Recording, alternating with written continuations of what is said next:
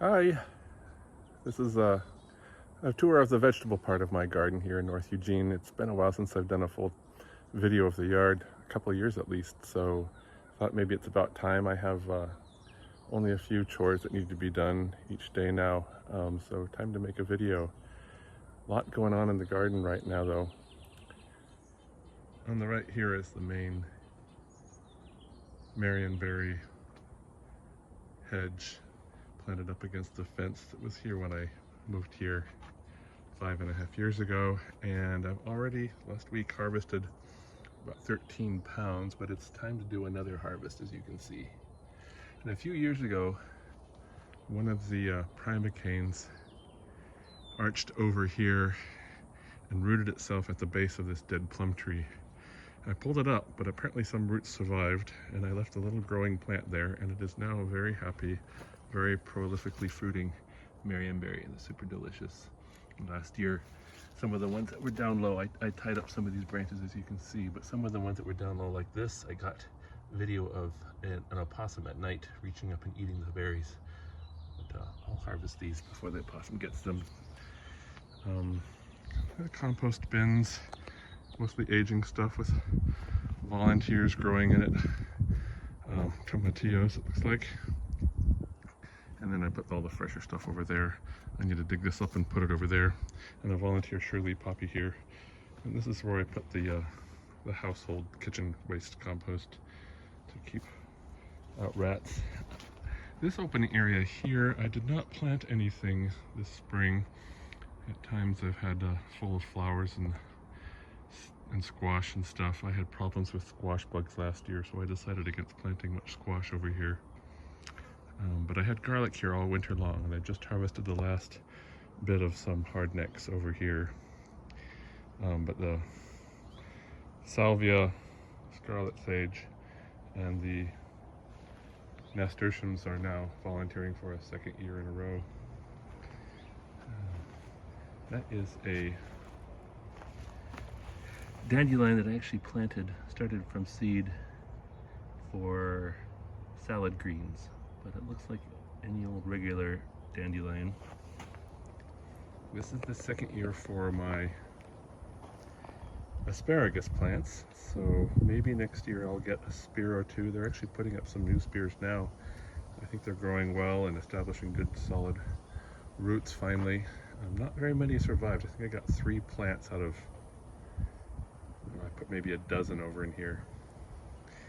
This is the California figwort or California bee plant. And as you can see, the bees really like it. Honeybees, bumblebees, and native bees. And hummingbirds will feed from it too. And speaking of hummingbirds, this is my Salvia guaranetica, which is not native at all to North America. It's from Argentina and Bolivia, but it survives our winters, and the hummingbirds love the purple flowers. This is tarragon, which for the first time, I've been planting it almost annually for the past 5 years. Never does very well. This one I planted last year, it survived and it's lush. This is my second sowing of sweet peas that the house finches are just decimating. They're not killing it, but it's preventing them from blooming and giving me some peas, but I'm okay with that. I'll protect it if not. And this is just an aster, showy aster, that was in the yard when I moved here. Oh, and these are the Salvia Rose Queen I started from seed about 3 years ago. And these are my pickling cucumbers, doing well. These were the first ones I started, and they were a bit root bound and got put out. Maybe it was too cold. This is the second sowing in pots, much happier. And there's my third sowing, which I sowed in place, and it's barely smaller than the ones I started a month earlier. So cucumbers do not need to be rushed. You'll see, and I strung up some cotton string here for them. This I'm very happy about. These are Santa Maria Pinquito dried shelling beans. And they are getting quite tall already. And I have had these horizontal wires for several years up here for training vines like cantaloupe, which I've had in previous years. But these guys don't have tendrils to grab horizontals. They need to wrap around verticals. They have sort of a hairy stem, so they grab well onto cotton string. And cotton string will eventually decompose in the garden, so it's no big deal in tossing it into the compost when they're all done. But I learned a lesson with, I'm still learning, lessons with growing peas and beans, and that is to pay attention to how tall they get. Because some beans are bush beans and some beans are pole beans. And the same goes true with sweet peas, sugar snaps. Some grow tall and some stay short. So some need trellising and some just grow as a bush form. When I first started growing these Santa Maria pinquitos, I looked on several websites and I could not find any mention of how tall they grew. And so I put them in a raised bed without any trellises, and it was a mess. They were soon sprawling all over the place, and I had to make some makeshift trellises at the last minute. On top of that, I was away on tour during the early rains that fell that fall, and most of the crop molded before I had a chance to harvest it, so it was almost a complete loss. I did save enough seeds though to harvest, to plant these here. I have about 28 plants here, and I will get a good harvest if I get to them in September before the first rains. No idea what it's going to be like this year. In any event, these are a tall twining vine. Well, the reason I say I'm still learning is that my friend Kathy gave me some Empress string beans, and I just assumed string beans are I've always grown trellising or pole beans, string beans. Well, I planted them at the base of this fabulous trellis that I just made this year, and it turns out they're bush beans. They don't get much taller than that. They're already fruiting, flowering, big. So I did plant some Seychelles, which are a pole bean in between, but something's nibbling on them. They're getting shaded by the other ones too. I see something's eating that, either earwig or pillbug. I did put some Sluggo Plus in here, but could have been the house finches too. I planted a couple more in here. They might have sprouted, I'm not sure. I can't think, actually this one right here, this might be one of the Seychelles. Yeah, good. So I might get a few string beans climbing up here. And on this side I planted scarlet runner beans, which are doing well. But again, the house finches chew on the growing tips, and it's limiting how fast they're able to climb up. But they're obviously blooming well, and hummingbirds really like these flowers. What's the show over here? My strawberries are doing well. I mulched them to keep it moist. I had filled this with aged compost. That's all they're growing in, and it didn't do well last year because it got too dry. It's too well draining. But this year I'm getting about 3 or so delicious strawberries each day, which is more than enough for me. And I think there's going to be a big flush of them soon. This was a Swiss chard that I cut way back after it started blooming, and the first young new growth that comes out is in fact just flowers. So I don't know if it survives the winter, the summer or not. But here's my raised bed with onions that I grew this year. There are 4 kinds in here. There's this high keeper here in the front, which I just pulled up from the roots yesterday on July 1st.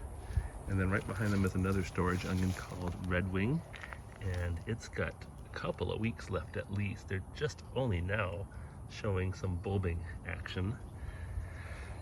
And then in the back here I have 2 kinds of sweet onions, and they're actually not quite done yet. They've fully bulbed, but they haven't started falling over yet. However, they're edible anytime. In fact, all the onions are edible at any time. And these are super sweet. In the back are candy, and in the middle here I have Almagro. The high keepers on the territorial website are listed as being mature in 230 days. And all of their onions, they say, the mature date is from the date of direct seeding, which by itself is odd because onions are grown best here by sowing seed indoors and then transplanting them out later. And in fact, for high keeper, They recommend it as a winter onion, sowing around the 1st of August and transplanting it out into the garden in mid-October. And then they say it's ready for harvest in mid to late June the following year. But neither of those jives with their 230-day maturity date. So I figured they must have probably meant 130 days. As a matter of fact, I sowed these on February 17th, and pulling them up by the roots yesterday was in fact 134 days from the date that I sowed them indoors. So maybe that's what they meant. But the other onions here are also mentioned as being 120 to 130 days, or even less, 100 days for the sweet onions, and they're not even ripe yet. So, I would say that from the date of transplant, Highkeeper is ready in about 90 days. From the date of transplant, I would say the Red Wing is probably ready in about 118 days, which is what Johnny Seeds shows, although they also say date from seeding. If the date from seeding is 120 days for Red Wing, or 118 days, then these would have been ready a week and a half ago, and they're definitely not ready. However, these are a long day onion, and maybe our days just didn't get long enough here for the amount of time that I had them in the ground. They're recommended for growing between 43 and 65 degrees latitude. In Eugene, we're at 44 degrees latitude, so we should be high enough to initiate bulbing. But I'm not seeing a lot of bulbing on some of these plants. They're really quite small still. So maybe if I had started them by seed in January and planted starts out March 1st, they would have gotten bigger and bulbed better. I might try that next year. And then of course in the back, these are supposed to be only 100 days, but they're not even close to being ready. They might start flopping over in a day or two. We'll see, but I'm going to keep watering them in any event. This raised bed, I have a protective cover over my beets to keep the leaf mining flies out, and it's worked for the most part. I grew bull's blood beets in here, and they look delicious, and they are. In fact, they're very sweet right now. Lush leaves. They're actually ready to harvest now. I've been eating some of them. And then over here I have some parsley root and some carrots, a purple sun carrot. And they did not like, well, they got some sort of aphid or something in the leaves as a result of being kept under this. I'm not sure because predators couldn't get at them, or there wasn't enough air movement under here, but they did not like being under here. So they're not nearly as done. I followed up with some sowing of beets underneath here, which will start growing well as soon as I pull all these up, which I probably should do any day. I've already pulled up most of what's been over here. I had lettuces and escarole. Here's some green onions that I started from seed and transplanted out. I think I can probably harvest these.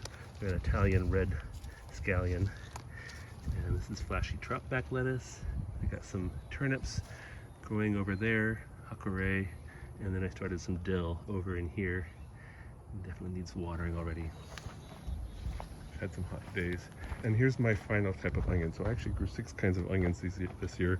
These are shallots. This is a mega shallot right here. Look how huge that thing is. That's not typical, but they do split apart, and then they fall over and dry, and then I can braid them as well, and they last forever. And this bed has my lettuce. It's going to seed. Outrageous. I should probably pull it up. And there's some arugula there that's also going to seed. Getting very spicy. And I planted some radishes and another couple of arugula back down in there. And over here I planted some basil. I just sowed them right here in the spot. There's red Reuben, and over here I have some Thai basil, and this is just regular Italian basil. Some more Thai basil. They'll grow better once I pull the lettuce up. This is my pepper raised bed. Oh, and eggplant. But this eggplant, look at this. I've only noticed it's about 3 days ago. I think it has a virus. I should probably just pull it up. 2 eggplants is too many anyway. And that one is starting to get some leaf damage. I think I'm watering it enough and not too much. And last year I had no problem with eggplants. Yeah, I'm going to pull this plant up. It's got such pretty flowers. Several kinds of peppers over here. This is a poblano pepper called Ancho Magnifico, and it's got a bunch of little peppers already. I think some of the other ones in between here are jalapenos. This is a bell pepper right here, and it's already got one great big green one on there. I have California Wonder, and then another variety that I don't remember at the moment. And then I have at least 3 different Thai peppers. That's the one called Ascent for making green curry paste. And this is a volunteer of parsley root from seeds I sowed here last year. I re-sowed some carrots here, but the house finches got in here and were eating them. And then these pansies here were just extras from some that I sowed in January to give away as gifts. Here I just pulled up a row of sweet peas, super sugar snaps, and they were delicious. And this is where I made another mistake with growing them. I thought I was growing a variety like this one, which is Cascadia. No, this is Oregon sugar snap that grows about this high, 3 feet or so, 2 to 3 feet. This one grew way up to here, so it was at least 6 feet high, and so I had to rig up an extra little trellis for them to grow up. I think I will move my basil over here and make this the basil bed. I do have some scallions of the same kind that I transplanted over here, but they've been growing in the shade of the peas and they're not doing well. Here I have some more turnips. And I thought I sowed some lettuce over here. I got some cilantro sowing here because cilantro bolts so fast this time of year.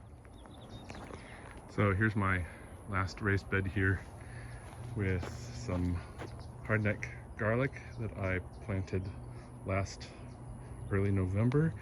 There are 3 rows here of music, and then 4 rows, or maybe 5 rows of Georgian fire.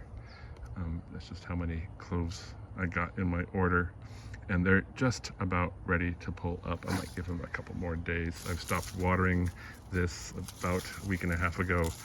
You wait until 5 leaves are dried. So here's the first leaf that dried all the way to the base. I just pulled it off and just touched it.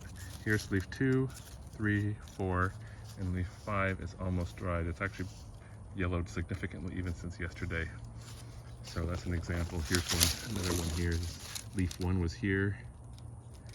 2, 3, 4, 5. So I could pull that up right now if I wanted to. But I'll just do it all tomorrow or the next day. No big hurry because it's nice and dry in here. Let's see about this one. 1, 2, 3, 4. This is leaf 5. Unless it had a leaf at the base here that got pulled off already. 1, 2, 3, 4, 5. Yeah, this seems like the Georgian fire might be a little slower than the music. Here's my corn patch.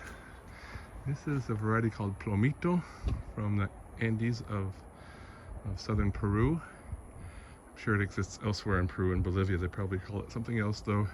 And it's a toasting corn. You stir it in a cast iron pan with a little bit of oil for about 10 to 15 minutes and it puffs up. It makes a delicious snack.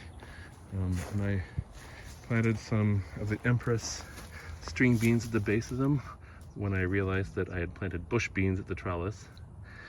And I felt sorry for these acorn squash at Weimart that were dying and planted them at a very late date, but it's actually turning greener, starting to grow.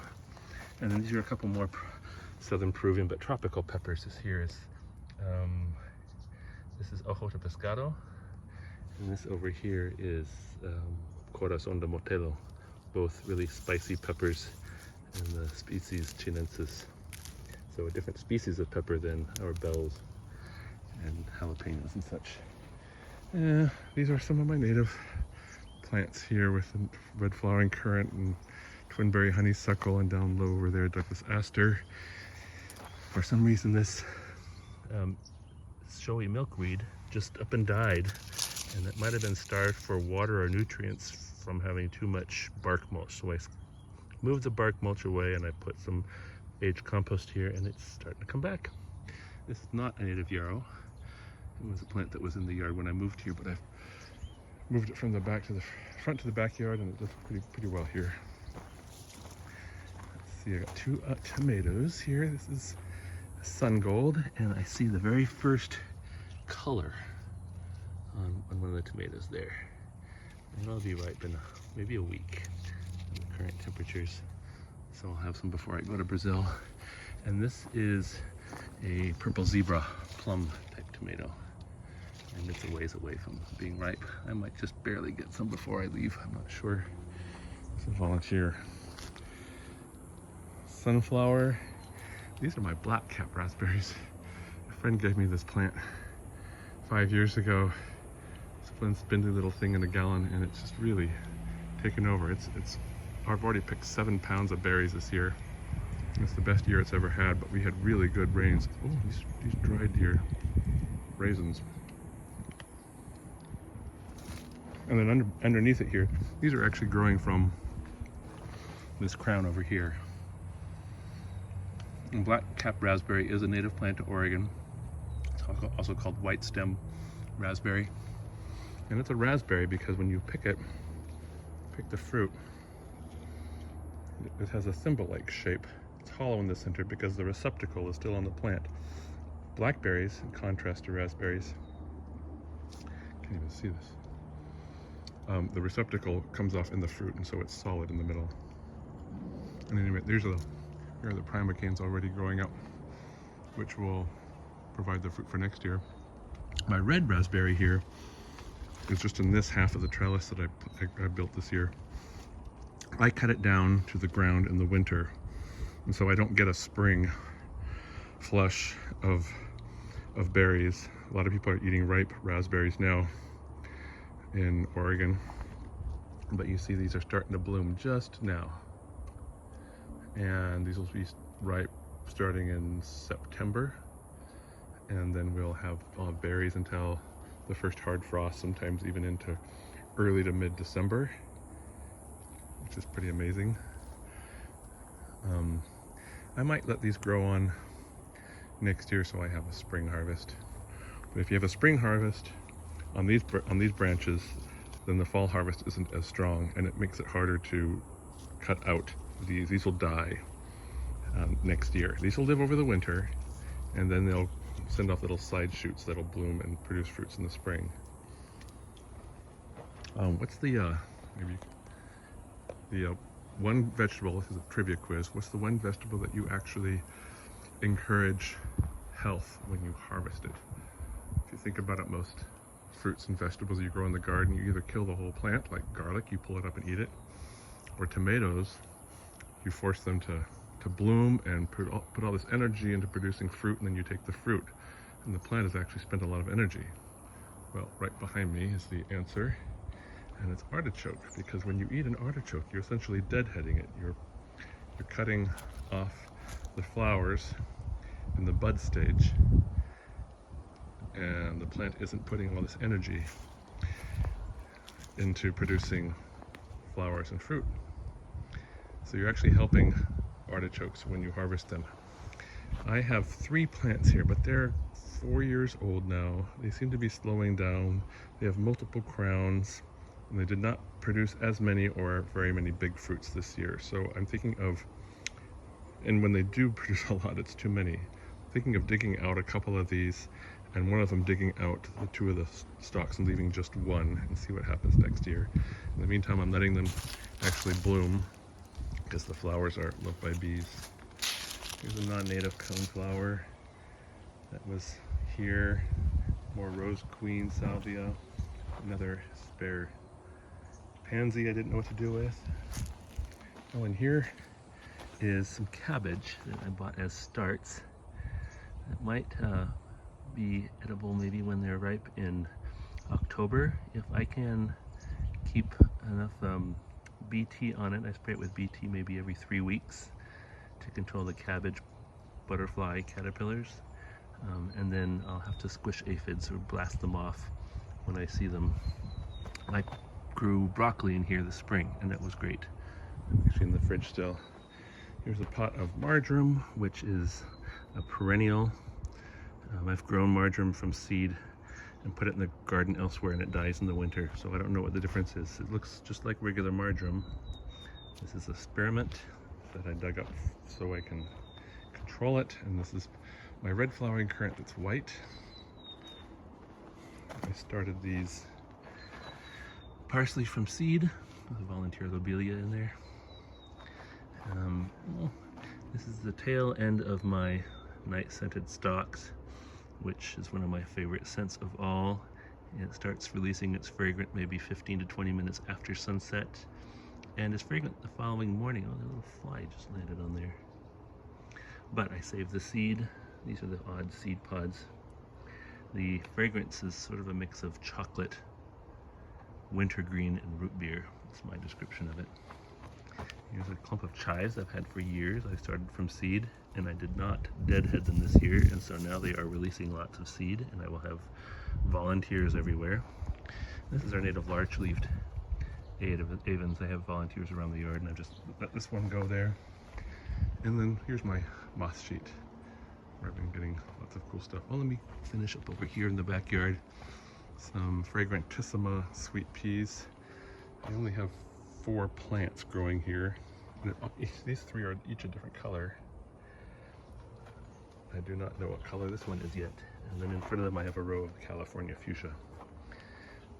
This is my watercress growing unit. It pumps water from these buckets into here once every 2 hours for just a minute. But it seems to be very poorly draining, and it's not coming out here at all. Don't know why. So I need to turn it off, maybe let it water itself once a day. Anyway, that's the backyard. So that's the backyard, mostly vegetables, a few flowers and ornamentals and natives. I'll do a separate video, probably a couple separate videos showing the front yard in a couple of days.